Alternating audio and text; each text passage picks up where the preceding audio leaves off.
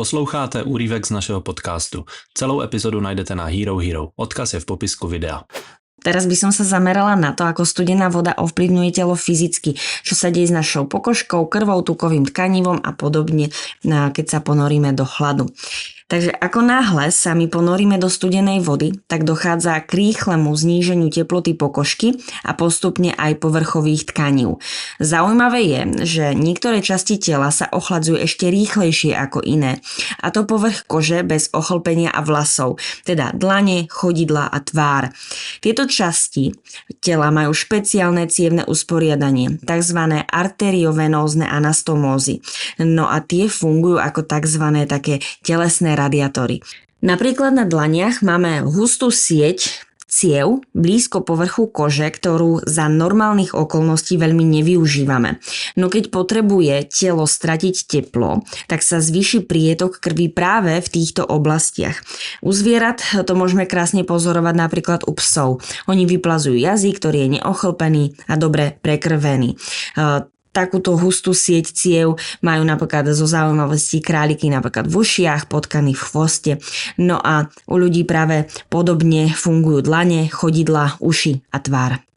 A v praxi to znamená, že ochlazení těchto radiátorů vede k prudkému poklesu teploty krve, která jimi protéká. No a když si tedy ponoříte ruce po zápěstí do ledové vody nebo obličej do lavoru s ledem třeba, tak velmi efektivně tím chladíte krev, která pak proudí do tělesného jádra. A proto například otužilci radí ponořit i ruce, i obličej, nejen třeba tělo, aby se tělo ochladilo rovnoměrně a rychleji. A samozřejmě funguje to i obráceně. V extrémním chladu se tělo snaží krevní průtok v končetinách a kůži zavřít, aby uchovalo teplo uvnitř. No a tyto, se tomu někdy říká jako glabrované povrchy těla, jsou prostě klíčovým prvkem pro termoregulaci našeho organizmu. Pokiaľ ide o psychologické účinky, tie sme už načrtli, tak väčšina ľudí po počiatočnom šoku pociťuje zvýšenú sústredenosť a akoby čistú myseľ. Často počujeme od otužilcov, že im studená voda zlepšuje náladu. No a skutočne existujú štúdie, v ktorých ľudia po 5 minútach v studenej vode okolo 20 stupňov uvádzali, že sa cítia aktívnejší, pozornejší, sú pyšní na seba, inšpirovaní. Tie negatívne emócie ako napätie alebo únava naopak zase klesli. Tieto efekty boli merané pomocou dotazníkov, takže ide o subjektívne pocity, ale pomerne konzistentné. Chlad jednoducho môže zlepšiť náladu a navodiť pocit energie. Samozrejme, nemusí to fungovať na každého rovnako a dlhodobo. Proste niekto môže zažívať skôr stres a nepríjemné pocity, najmä zo začiatku. No, veľa ľudí zase na tej druhej strane fakt po otužovaní zažíva pocity eufórie a dobrej nálady. No a po fyzické stránce potom ta studená voda stimuluje termogenezi. To je tvorba tepla v těle. Jakmile klesne teplota kůže a začne klesat teplota i těla uvnitř, tak to tělo zapíná obranné mechanismy na udržení tepla. Nejprve dochází k tomu reflexnímu stažení cev v kůži, proto ta bledost a mramorování kůže ve studené vodě, aby se uchránili, samozřejmě, aby se zamezilo tomu, že nebudou třeba prokrvené důležité životně důležité orgány. No a potom je ta třesavá termogeneze, kterou známe všichni. To je to, když je nám taková zima, že se začneme třást, svaly prostě oni drobně tak pracují a tím vyrábějí teplo. A metabolismus se zrychlí, klidový výdej energie může stoupnout i o 100% při pobytu v ledové vodě. Třeba v jedné studii hodinové ponoření do 14 stupňové vody zvýšilo metabolismus o 350%. To ale neznamená, že otužováním nějak jako dramaticky zhubneme samozřejmě, protože většina tohoto efektu je krátkodobé spálení energie na zahřátí. A z dlouhodobého hlediska je však zajímavější aktivace hnědého tuku. Presne tak. Hnedý tuk v tom dospelom tele ho nie je veľa. Ale nachádzajú sa ložiska hnedého tukového tkaniva napríklad okolo krku, pozdĺž chrbtica a v okolí obličiek. Ide o typ tukového tkaniva, ktorý neukladá energiu, ale on ju naopak spaľuje. Obsahuje veľké množstvo mitochondrií a produkuje teplo. Chlad je jedným z hlavných podnetov na aktiváciu hnedého tuku. Pri pravidelnom otužovaní dochádza aj tzv. Browning efektu, kedy sa časť bieleho tuku, alebo teda časť bieleho tuku môže nadobudnúť vlastnosti toho hnedého. On sa potom špeciálne nazýva tzv. Béžový tuk. No a výsledkom je, že metabolizmus pracuje o niečo rýchlejšie aj v pokoji a telo je celkovo odolnejšie voči chladu.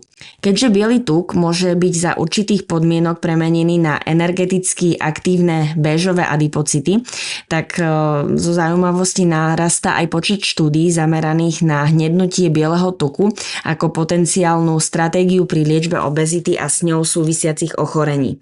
Dá sa povedať, že si pravidelným otužovaním tzv. Zakúrite v tele na viac hnedého tuku, ktorý potom pri vystavení chladu spaľuje kalórie a produkuje teplo.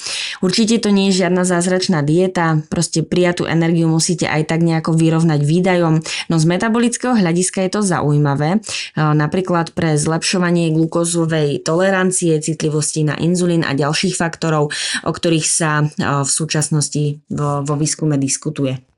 Kromě tukové tkáně má chlad i další fyzické efekty, například zlepšení krevního oběhu tím, jak ty cévy se střídavě stahují v chladu a pak zase roztahují při zahřátí. Tak tím trénujete svou cévní soustavu. A někteří lidé s chronicky studenýma rukama nebo nohama třeba hlásí, že se jim to tím pravidelným otužováním zlepšilo, protože ty cévy jsou adaptibilnější.